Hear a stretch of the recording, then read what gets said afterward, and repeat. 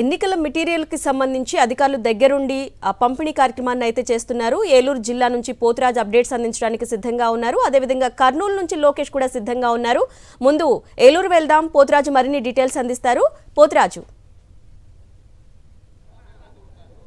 అరుణ చూస్తే కనుక ఏలూరు జిల్లా వ్యాప్తంగా కూడా పోలింగ్ సంబంధించినటువంటి ప్రక్రియ కూడా అధికార యంత్రాంగం ఏర్పాట్ల విషయంలో కూడా నిమగ్నమయ్యారని చెప్పొచ్చు. చూసుకుంటే కనుక జిల్లాలకు సంబంధించి 1744 పోలింగ్ కేంద్రాలు ఉన్నాయి.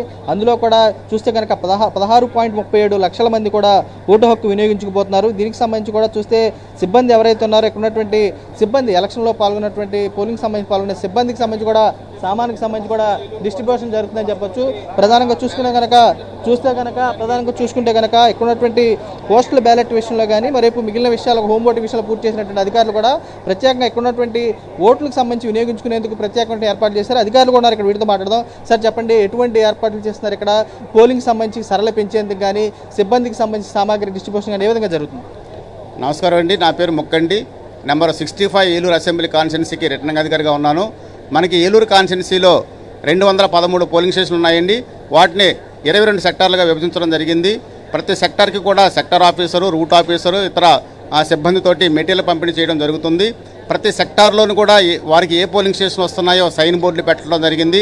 అలాగే పోలింగ్ సిబ్బంది వచ్చినప్పుడు గేటు వద్దనే వారి యొక్క ఐడి నెంబర్ చెప్పంగానే వాళ్ళు ఏ సెక్టార్కి వెళ్ళాలి, అలాగే ఆ సెక్టార్లో ఏ పోలింగ్ స్టేషన్ వాళ్ళకి కేటాయించబడింది అనే విషయం కూడా అక్కడే వాళ్ళకి తెలియపరిచి, అలాగే వారికి బ్రేక్ఫాస్ట్ కూడా పెట్టించేసి ఇక్కడ మనం వాళ్ళకి సెక్టార్లో ఆ పోలింగ్ స్టేషన్ దగ్గర కూర్చోబెట్టడం జరుగుతుంది. అలాగే వాళ్ళకి వచ్చేటప్పటికే వాళ్ళ యొక్క మెటీరియల్ సిద్ధంగా చేయడం కూడా జరిగింది. వాళ్ళ స్టాఫ్ మొత్తం వచ్చిన తర్వాత పోలింగ్ స్టేషన్ సంబంధించినటువంటి పిఓ పూర్తి స్టాఫ్ వచ్చిన తర్వాత వారికి కావాల్సినటువంటి ఈవీఎంలు కూడా ఇచ్చేసి 11:30 కల్లా భోజనం లంచ్ అయిపోయిన తర్వాత వారి యొక్క పోలింగ్ స్టేషన్కి పంపే దిశగా చర్యలు తీసుకుంటున్నామండి. ఇప్పుడు వాళ్ళంతా కూడా మెటీరియల్ సిద్ధం చేసుకుంటున్నారు. మన కాన్స్టిట్యున్సీకి సంబంధించినటువంటి ఇప్పటివరకు 1388 మంది సిబ్బందిని కేటాయించడం జరిగింది. వారందరూ కూడా వస్తున్నారు. వారందరూ కూడా వచ్చిన తర్వాత ఏ సెక్టార్లో అయితే ఫుల్గా నిండారో బస్సు ఆ సెక్టార్ ముందుగా పంపించే దిశగా చర్యలు తీసుకుంటున్నాము.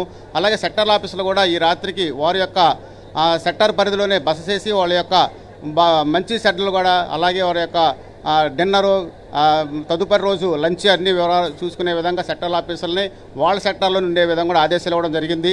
సజావుగా అలాగే శాంతియుత వాతావరణంలో ప్రజలు వాళ్ళ యొక్క ఓటు హక్కును వినియోగించుకోవడం కోసం ఈ కాన్స్టిట్యున్సీలో అన్ని రకాల యొక్క కార్యక్రమాలు అన్ని యొక్క చర్యలు తీసుకున్నాము. కలెక్టర్ గారి యొక్క ఆదేశాల మేరకు ఎక్కడ ఎలాంటి సంఘటనలు జరగకుండా కట్టుదిట్టమైన చర్యలు తీసుకున్నామని తెలియపరుస్తున్నామండి.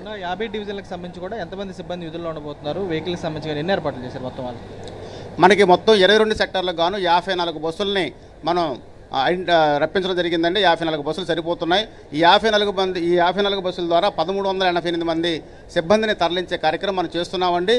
కాబట్టి ఈ బస్సుల రవాణా విషయంలో కానీ అలాగే ఇంక వేరే విషయంలో కూడా ఎలాంటి యొక్క లోటు లేదని పక్కా ప్రణాళికతోటి కలెక్టర్ గారి ఆదేశాల మేరకు చర్యలు తీసుకుంటున్నామండి. ముఖ్యంగా ఓటర్లకు సంబంధించి చూసినాక ఈ విభిన్న ప్రతిభావంతులు కానీ మహిళలకు సంబంధించి కానీ వీళ్ళు కూడా అవేర్నెస్ సంబంధించి ప్రత్యేక పోలింగ్ కేంద్రాలను ఏర్పాటు చేశారని చెప్తున్నారు. వాటి వద్ద ఎటువంటి చర్యలు ఉన్నాయి? మన జిల్లా కలెక్టర్ గారి యొక్క ఆదేశాల మేరకు మన కాన్స్టిట్యున్సీలోని 4 మోడల్ పోలింగ్ స్టేషన్లో ఏర్పాటు చేయడం జరిగింది. విభిన్న వంతుల పోలింగ్ స్టేషను, అలాగే మహిళల పోలింగ్ స్టేషను, అలాగే మోడల్ పోలింగ్ స్టేషను, యువత పోలింగ్ స్టేషన్ అని మోడల్ పోలింగ్ స్టేషన్లో ఏర్పాటు చేయించేసి అవన్నీ కూడా ప్రజలకు చేరువగా వాళ్ళందరికీ చూపించడం జరిగింది. ఇదంతా స్వీప్ కార్యక్రమంలో భాగంగా కలెక్టర్ గారి ఆదేశాల మేరకు చేయడం జరిగింది. కాబట్టి ఈ యొక్క స్వీప్ కార్యక్రమంలో భాగంగా మనకి ఈసారి ఈ 2024 జరుగుతున్నటువంటి మే 13లో జరుగుతున్నటువంటి పోలింగ్లో అధిక శాతం పోలింగ్ సాధిస్తామని తెలియపరుస్తున్నామండి. చూడొచ్చు, పూర్తిగా వీరంతా కూడా ఒకటే స్పష్టం చేసి స్పష్టంగా కనబడుతుంది. గతంతో పోల్చుకున్నాక పోలింగ్ శాతానికి పెంచేందుకు కూడా ప్రత్యేకమైనటువంటి పోలింగ్ కేంద్రాలు యువతకు కానీ వృద్ధులకు సంబంధించి మహిళలకు కానీ ప్రత్యేకమైనటువంటి పోలింగ్ కేంద్రాలను కూడా ఏర్పాటు చేశాము. పోలింగ్ కేంద్రాల విషయంలో కూడా ఈ రోజుకి సిబ్బంది ఎవరైతే ఉన్నారో సిబ్బంది అంది కూడా సామాగ్రి కూడా డిస్ట్రిబ్యూషన్ జరుగుతుందని చెప్పి వీరు కూడా స్పష్టం చేసి కూడా కనబడుతున్నారు. నా over to studio. Right Poturaju, thank you.